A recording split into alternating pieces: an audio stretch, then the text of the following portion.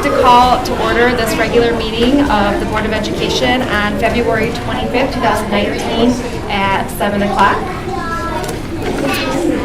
Tonight we have Teresa Ranger. She's a teacher and the Elementary Spanish Club advisor, along with the members of the Elementary Spanish Club, and they are here to lead the Board of Education in saying the Pledge of Allegiance. Do you guys want to come up?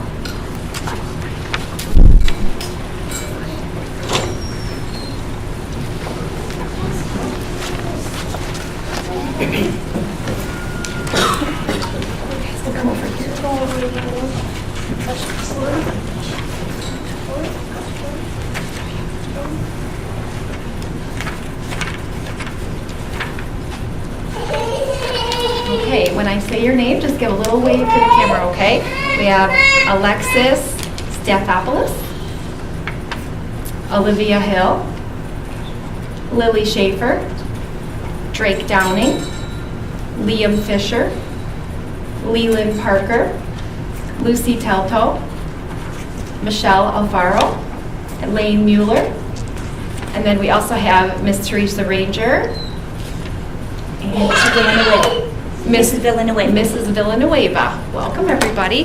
So we're going to turn around and we're going to say the pledge. We'll start with you. Okay, ready? All right. Pledge Allegiance to the flag of the United States of America and to the republic for which it stands, one nation, under God, indivisible, with liberty and justice for all. Thank you, guys. We'll be back up. Okay, next we have roll call. Angela?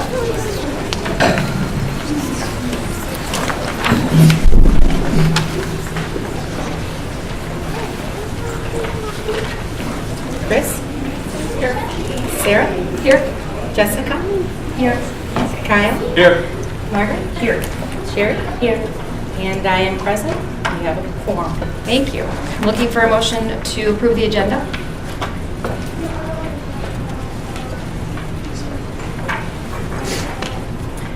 I motion to approve the agenda as presented. Support. It's moved and supported. Is there any discussion? Okay, all those in favor? Aye. Opposed? Motion passes. I'm looking for a motion to approve the consent agenda.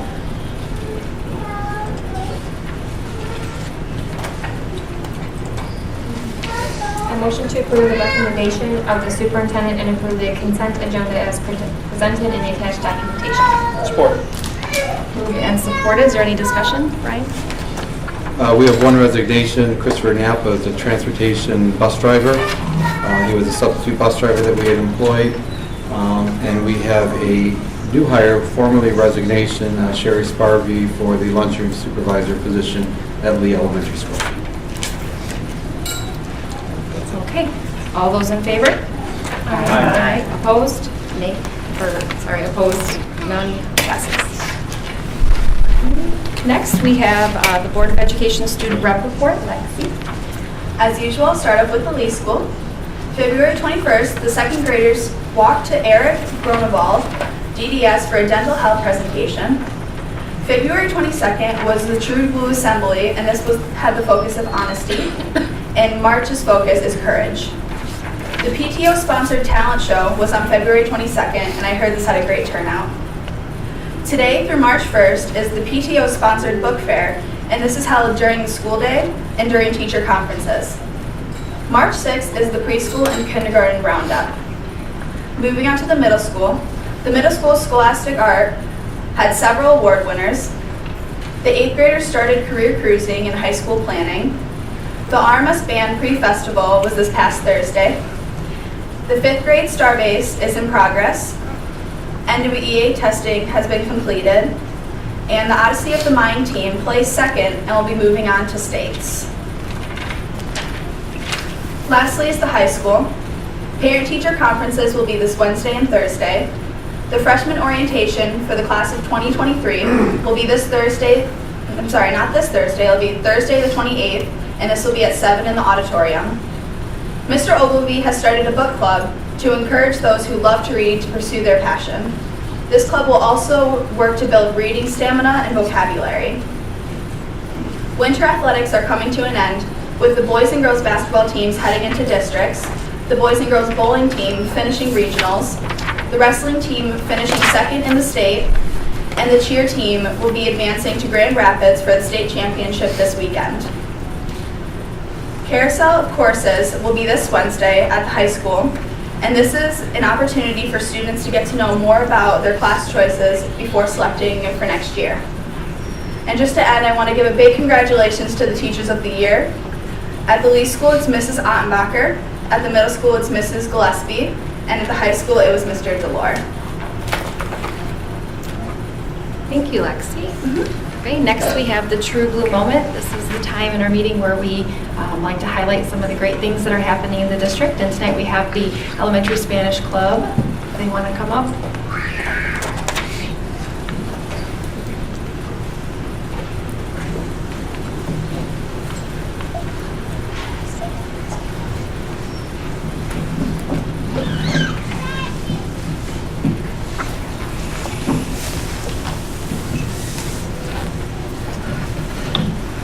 Buenas tardes. I'm Teresa Ranger. I teach first grade at the elementary school, and I also am the sponsor of the Spanish Club. This is Mrs. Villanueva. She helps me, and of course she provides us with the lovely Spanish language, and we are much appreciated. So let me give you a little background. The Spanish Club meets once a month, and our club educates the students about the Mexican and Hispanic cultures and traditions. Our purpose and mission is to instill acceptance and tolerance for Mexican and Hispanic people and their beliefs. Now, we feel it's important to have extracurricular clubs in general so students can feel a sense of community. And the Spanish Club is open to 1st through 4th graders. We do meet after school for an hour, so we thought kindergarten might be a little tough to have them extend their day. So last year we only did 2nd through 4th. This year we extended it to 1st through 4th. So every month we feature a different tradition and festivities and activities that Mexicans and Hispanics observe, and we kind of correlate that to what the American traditions are. Some of our activities include learning Spanish phrases, songs. We talked about common foods that are eaten for holiday celebrations and what these foods mean to those of Mexican and Hispanic heritage. So at our meetings, we've been comparing and doing a lot of talking and sharing. So I have some students here that are going to highlight a few of the different things that we've done each month. So Olivia is going to go first. She wants to talk about the Day of the Dead. I'm going to give you this. Let one of your friends pull this up.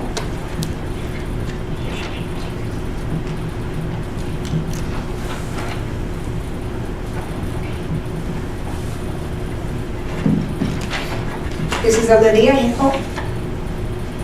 I like the Day of the Dead. This is celebrated on November 2nd. It is the day that Mexicans and Spanish people celebrate someone special that has died. They tell Spanish stories and eat food that the person that died used to love. I like this day because I would remember my Gigi with eating soup and coffee, and also telling funny stories of things that we did.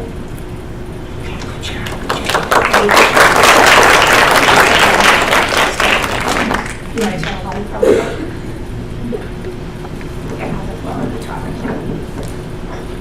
Tell them why we colored these pictures. I colored those because it's the penguins about like how much they were beautiful and how Other people were beautiful. and it also feels about like how much they love you and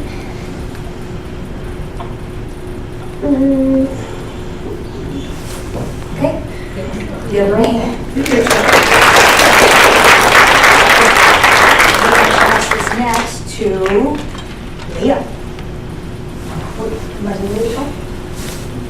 Lily, want to talk about? These are paper flowers that we made.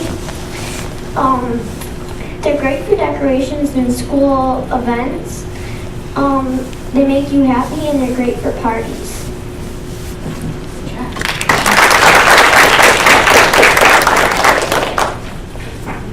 I'm going to have Mrs. Villanueva say this because she says it so nicely in Spanish. Feliz Día de Acción de Gracias. Happy Thanksgiving. Leah.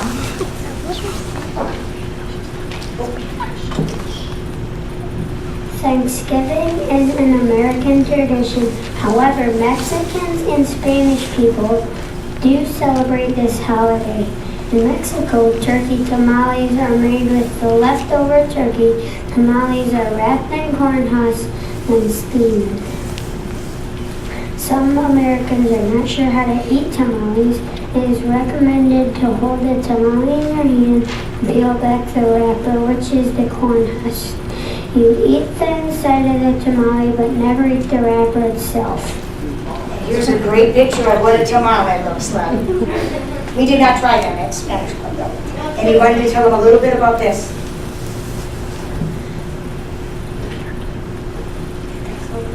Okay. Brown is cafe. Brown is cafe. Orange is anaranjado. Yellow is amarillo, and red is rojo.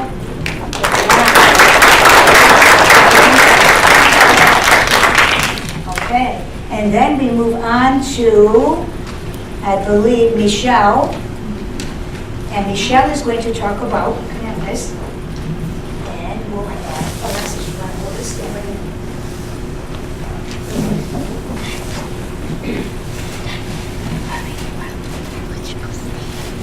A long time ago, a Mexican named Juan Diego was walking to church. Along the way, he heard a beautiful woman calling his name.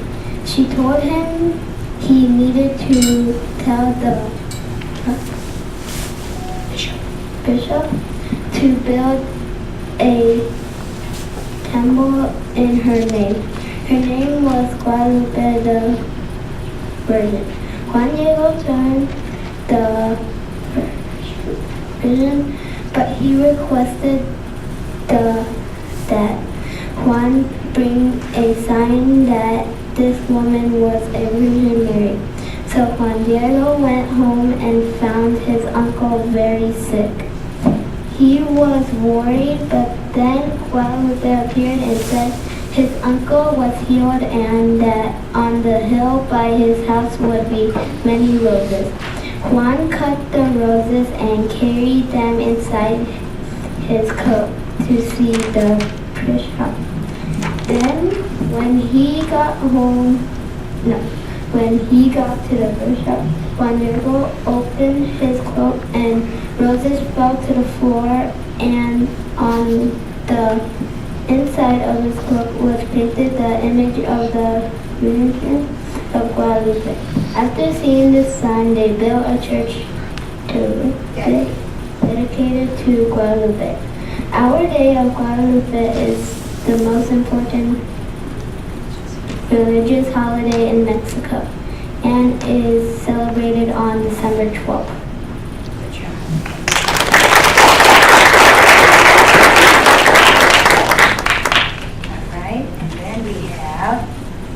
Lane Muller, and she's going to talk to us about Dia de Reyes, which is the Three Kings Day. One of the most important days of the year for Hispanic countries is the Three Kings Day. The Three Kings are the wise men that gave gifts to baby Jesus. Hispanic children write letters to the Three Kings just like we do to Santa.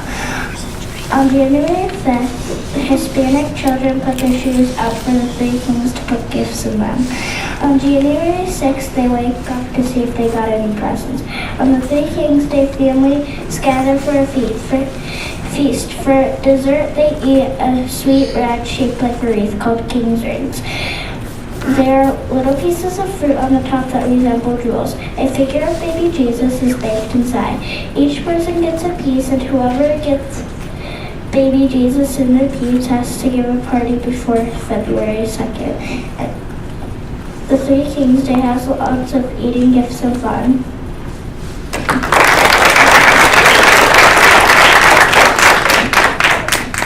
Alexis, you want to tell us? We played a game. You want to talk to Alexis? Okay, go ahead. Okay, so we played a game. We showed up cards. Mrs. Villanueva said Spanish words. We used fly swatters and showed the picture. Then you get a point for the boys and girls team. So as Mrs. Villanueva said the Spanish word, we have word cards with the Spanish word on them. She would read them, and then they had to find the picture, the correct picture, on the table, and be the first to slap it with the fly swatter, and then their team got a point. Okay? It was a big hit that day. Okay, very good. And then we have Drake, and he's going to talk, and Cleveland, and they're going to talk about Valentine's Day. Valentine's Day in Spain is not a traditional Spanish celebration, but the same applies in Spain as it does in many countries around the world. Gifts and cards are exchanged. Roses, cupids, and hearts are common decorations for Valentine's Day in Spain.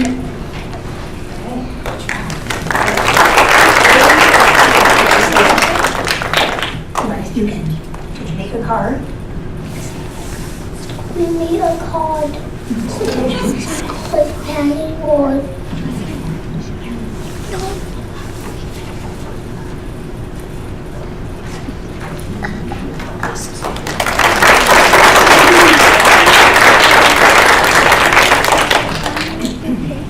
All right. Well, thank you to all of my wonderful guest readers, and they highlighted some great things. We still have 3 more meetings. We will be talking about Pascua, which is Easter.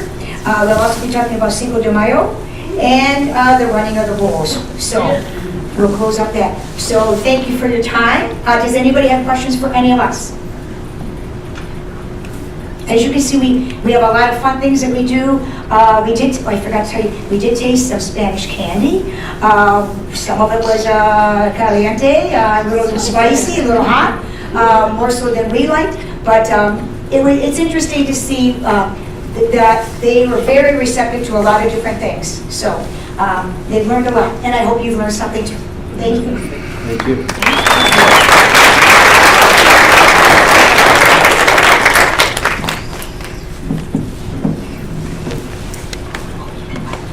All right, next up we have a presentation. On Thursday, February 14th, Board Member Presido and I received an email from Mrs. Nicolopoulos, and she's the Middle School Media Center paraprofessional, and she's requesting an unpaid leave of absence. Mrs. Nicolopoulos. Okay, I'll work on that. Thank you.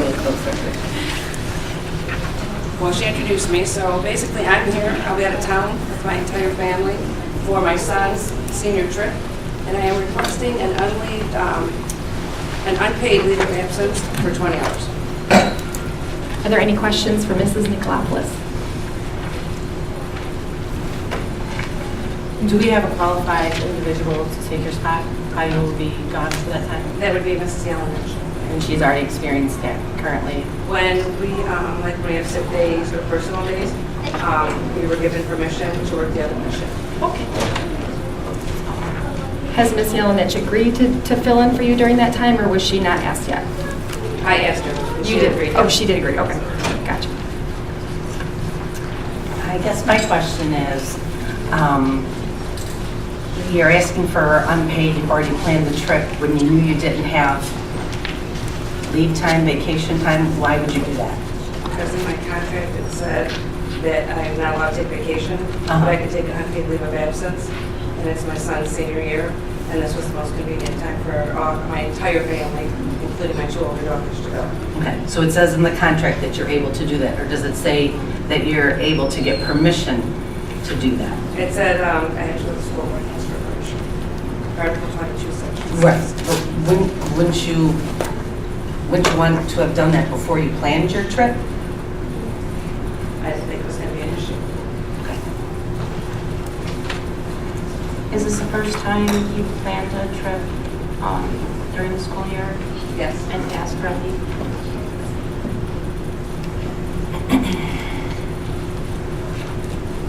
And how many personal days have you used so far this year? One.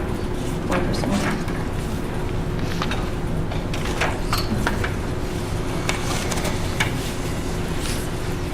So do you only get one per year? So you're completely out of personal days right now? No, we did 3. You get 3. And so do you have 2 left then? Yes. You have 2 remaining. Okay. So are you requesting the entire week unpaid and saving your 2, or are you willing to deplete your bank and then I didn't know if I was allowed to do that, so I just decided to take unpaid. take it unpaid?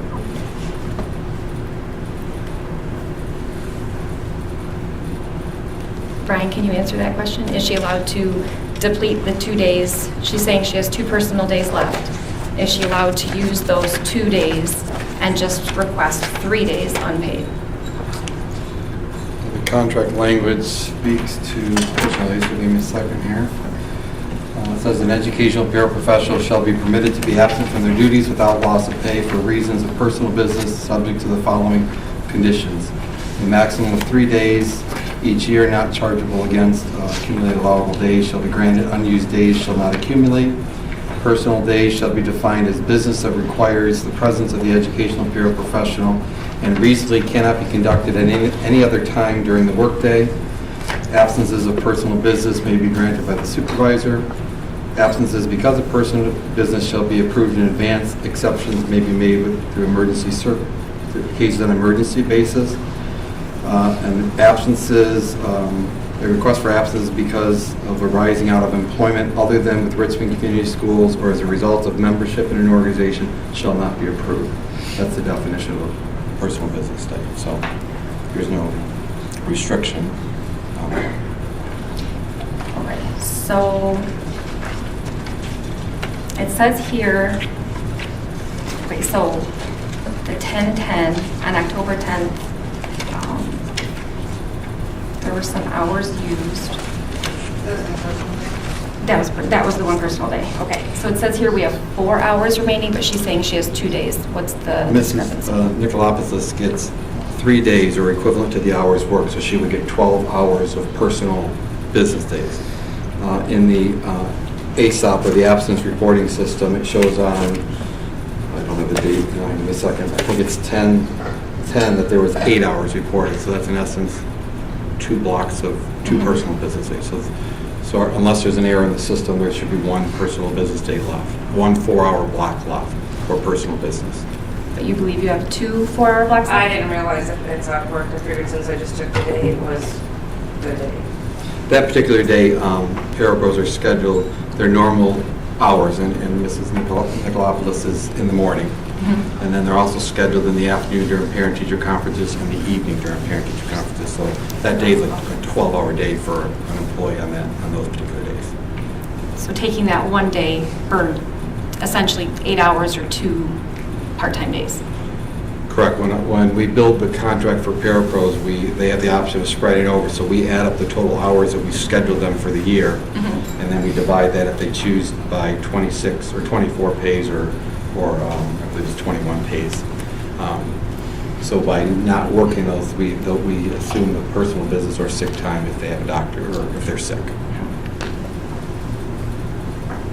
Okay, so she would be allowed to use the 4 hours she has remaining toward this trip, and it would go 4 days unpaid. That would be allowed. Right, you said 20 hours you're requesting, so 16 hours would be unpaid. And is there a cost to the district if she's not getting paid for those 4 and the sub or the other paraprofessional fills in? We would pay the paraprofessional who's filling in. Correct. Is there any additional cost to the district other than paying the person who would be filling in? No, because we're building the budget based on if Mrs. Nicolopoulos took all of her sick days and the other parapro is able to step up, we build the budget on that additional cost to cover in this particular case. If she's taking them unpaid, in essence, her salary is now being moved to the other parent.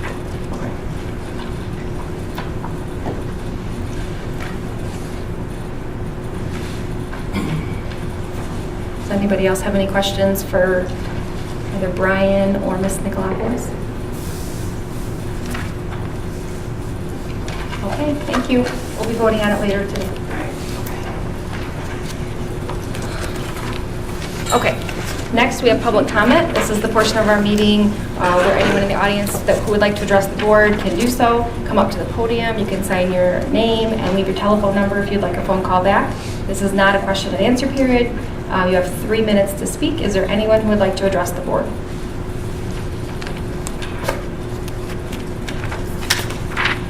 Okay, next we have the superintendent and legislative update, Mr. Walmsley.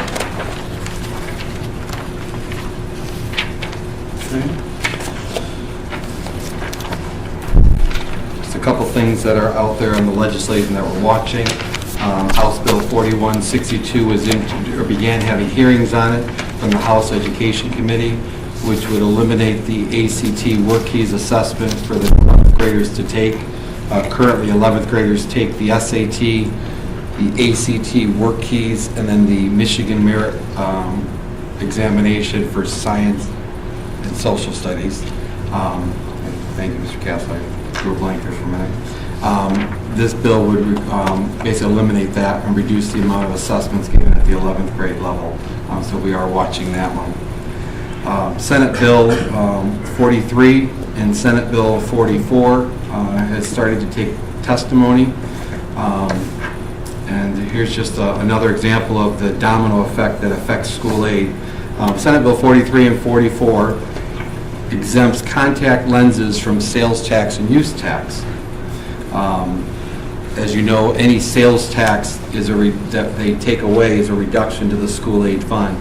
And it's just important to remind everybody that in the last legislative session in December, 8 laws were passed in some type of similar context to this, which diverted $195 million from the school aid fund by the passage of these laws. And 13 other laws will have a negative impact to the school aid fund. So when you divide that dollar amount by the number of students we have in the state of Michigan, that's $130 per pupil less in the state aid fund by these legislative actions. So if this does go through, which I'm not personally necessarily opposed to it, where is the state going to make up that $195 million for this law and the other laws that were passed? The governor is set to release her budget in the next couple of weeks, and we will be watching that very closely on our per pupil allocation. From district events, we have tomorrow Richmond Community Schools is hosting the Macomb County School Board Association dinner meeting. We will be hosting the 21 local school districts, representatives from the 21 school districts, along with the MISD board. And as Lexi mentioned, we have a half day of school on Wednesday, Thursday, and Friday. Wednesday and Thursday are parent-teacher conferences, and then on Friday is a half day for the compensation for the evening conferences. Freshman orientation is this coming Thursday. Mr. Castle and the high school team sent out communications to all the 8th graders as well as the 8th graders at the parochial schools, inviting them to the freshman orientation. And just a reminder, the class of 2033, 2034 preschool roundup is next Wednesday at 5 o'clock, a week from this Wednesday, and the class of 2032 kindergarten roundup is next Wednesday at 6:30. Update for the middle school, 4th grade move to the middle school. We did, at the last time I spoke, we talked about a walkthrough with the playground bid as well as the classroom storage bids. Those are due back this Friday. Those will be coming to the board for presentation in the month of March. This coming Thursday from 12 to 3 and then 5 to 6:30, I will be at the staff lounge at Will Lee Elementary School during parent-teacher conferences to have any conversation with staff members or parents or community members regarding the move. There's a couple questions that we need to finalize and get the responses back that have come in. So my hope is to have those done before Thursday. And I mentioned last time, but I don't think I mentioned the 5th grade teachers. We've announced the 4th and 5th grade team next year. Mr. Gillespie, Mr. Hooks, Mrs. Malberg and Mrs. Monroe will be the 4th grade teachers next year, and Mrs. Churchill, Mr. Clendenin, Mrs. Gillespie, and Mr. Jarsman will be the 5th grade teachers for next year. That's all I have. Thanks, Brian. Next, we have items of interest from members of the board. Is there anyone who would like to speak? I had a chance to attend the bowling events this week, and it was nice to see that that was local. It was at Strikers. And we do have 3 individual bowlers that are headed to states this weekend, so we want to congratulate them. They're going to be in Muskegon. Zach Ray, who won the district championship for individuals, and Maddie Rigoli came in 2nd, and Emma Shaltron came in 4th. So we're excited about that. And I also wanted to also say that I had a great opportunity to attend the cheer event, and that was exciting.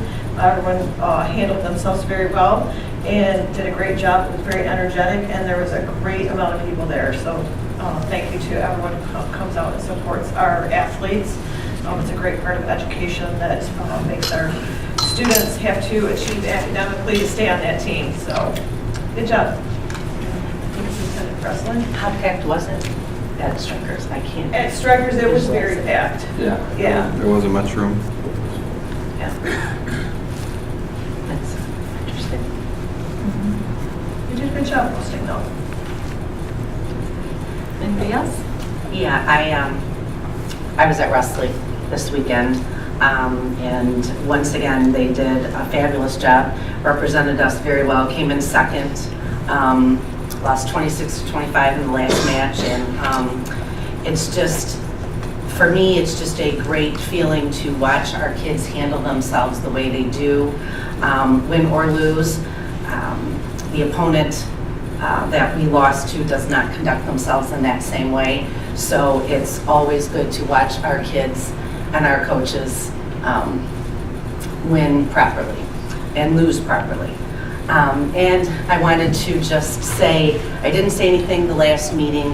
I felt that Mr. Bartels spoke so eloquently about the 4th grade move to the middle school. But I just wanted, as a board member, to speak up and give my support to that building. I've had my grandkids, 2 great nieces and a great nephew go through that building. I have right now a niece and nephew and 2 great nieces who will be 8th graders next year, and they are fabulous kids. And Kyle has a nephew who will be an 8th grader who is a really good kid too. Sorry to throw Joe in there, but while I agree with Sarah, I appreciate when parents come up and speak because you're speaking in the best interest of your kids, but that's a really good building. That is a really good administration, the staff, from the custodians, the secretaries, the teachers, everything. It is a great building, and I think it was given a little bit of disservice a couple of meetings ago, and just as a board member, my experience with that building, I just wanted to speak up, and I thought it was unfortunate that the staff from that building that were here would get up and speak for themselves too, but I know sometimes it's hard because you don't want that target on you, but it's a great building. And I'm confident that that move is going to be just fine. Mr. Bartels, I truly did appreciate your words. I told you after the meeting, but I publicly wanted to say it as well. Thank you. Is there anyone else who would like to speak? I would just like to say I was able to attend the talent show at Lee, and I thought everybody did a fabulous job. It was a great time. Mr. Koshin did a great job of seeing that. I think all the kids had a lot of fun, and they were adorable and very talented. I was impressed by all the talent that we have at the Lee School. So just wanted to say that was a pretty good production put on at the Lee School. Okay, we're going to move on to action items. First one is the approval of the varsity softball overnight request. At the last board meeting, the coach, Howard Stewart, presented an overnight request. And it's my recommendation that the Board of Education approve that request. I motion to accept the recommendation of the superintendent and approve the overnight trip for the varsity girls softball team to Petoskey and Standish, Michigan, as outlined in the attached documentation. Support. It has been moved and supported. Is there any discussion? Okay, all those in favor? Aye. Opposed? Motion passes. Next, we have approval of Deca State and International Conference overnight request. At the last board meeting, Advisor James Wagner presented to the board a request to attend the state conference in Detroit, as well as the, depending on how they do at that conference, the international conference, which is in Orlando, Florida, should the students qualify. It's my recommendation of the Board of Education. Moved and supported. Is there any discussion? All those in favor? Aye. Opposed? Motion passes. Next, we have approval of the 2019-20 child care and early childhood programs. At the last board meeting, Dean of Students, Mrs. Napier, presented our preschool and child care program. It's our recommendation that we continue the same programs that we offer for the 18-19 school year as we go into the 19-20, as well as the rates remaining the same. A motion to accept the recommendation of the superintendent and approve the 2019-20 preschool and child care program and rates as presented on February 11th, 2019, and as outlined in the attached documentation. Support. It's been moved and supported. Is there any discussion? All those in favor? Aye. Opposed? Motion passes. Next, we have approval of the 2019 middle school and high school course catalog. At the last board meeting, we presented the 2019-20 middle school and high school course catalog. In the catalog were highlights made in yellow that were changes or additions that we went through. As I noted in my newsletter, there were a couple, as we were doing our final proof, the courses that did not get in there that are currently offering, so I'll just point them out. They're nothing particularly new. On page 49, it's highlighted in blue as the BMT Year 2 course. We have currently offered that. For whatever reason, it has not been in the course catalog. On page 52 is cybersecurity. This year we ran cybersecurity 1.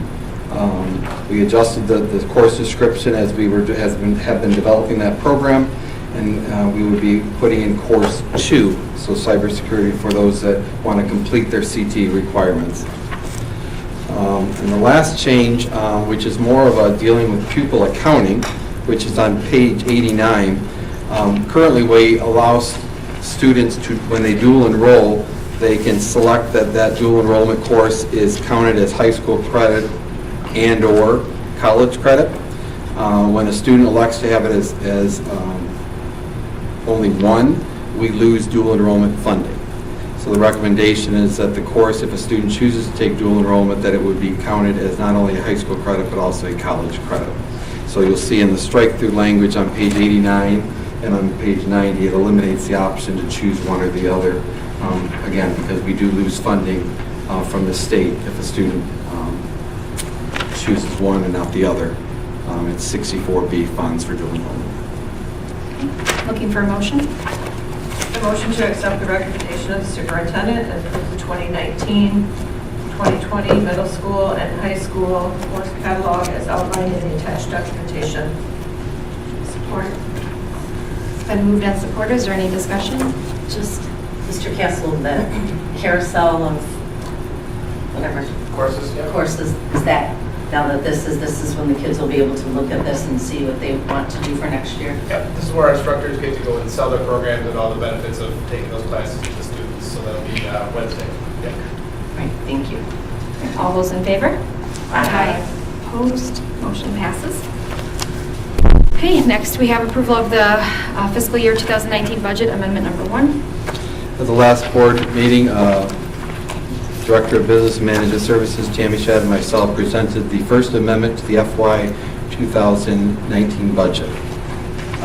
I only received one question from Board Member Gillis regarding the potential renovations to the counseling area so that we can move the BMT courses right next to the school store, but I have not received any other questions from board members. Okay, I'm looking for a motion. A motion to accept the recommendation of the superintendent and approve FY 2019 budget amendment number 1 as presented on February 11, 2019, and as outlined in the attached documentation. Support. It's been moved and supported. Is there any discussion? All those in favor? Aye. Opposed? Motion passes. Okay, approval or denial of the unpaid leave of absence request. In your packet, you'll see there are 2 motions. This was originally denied by my office. as part of the contract, as I stated in the backup. My concern from the perspective that it creates a past practice and a precedent to allow staff members to leave during the school year. In this particular case, it's somewhat unique because we do have someone there that is a backup that we do rotate. But in other positions, we don't have a backup, which could create a void in the organization. So there are two recommendations, just going through the process.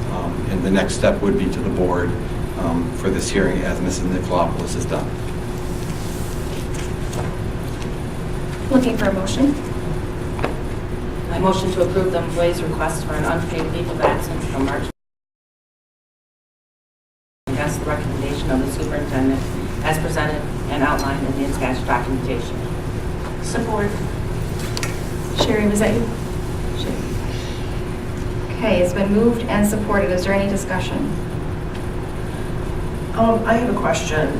The unpaid leave, the person that's taking her place, is she equally qualified? Does she work with the same people on a regular basis? I should have asked that. Yeah, she works in the afternoon. I believe Mrs. Nicolopoulos works something like 7:15 to 11:50 or 7:30 to 11 for that time. She also does some lunchroom duty. And then Mrs. Yelenich works the afternoon shift. Okay. So on those particular days, I would anticipate Mrs. Yelenich working. Again, I have not had any conversation with Mrs. Yelenich, so 7:30 to 3:33. Okay. And I read through the contract, I read that this is not a typical request, that this is not something, if other people were going to do it, it would have to come before us as well, whether they had coverage or they didn't have coverage. Correct. In the contract language, Section 6 allows any paraprofessional, which are Title I aides, special education parapros, as well as media parapros, to come to the board and request an unpaid leave of absence. Okay, and that's a contract that was voted on. That's been in the contract. It's been in that language has been there for at least 5 years, if not more. It was there before I began at Richmond. Okay. Brian, has this ever come to you before from anybody else? No. So this is a new? This is the new. And so you have not spoken with Mrs. Yelenich No, I have not. to verify that she could? No, I have not.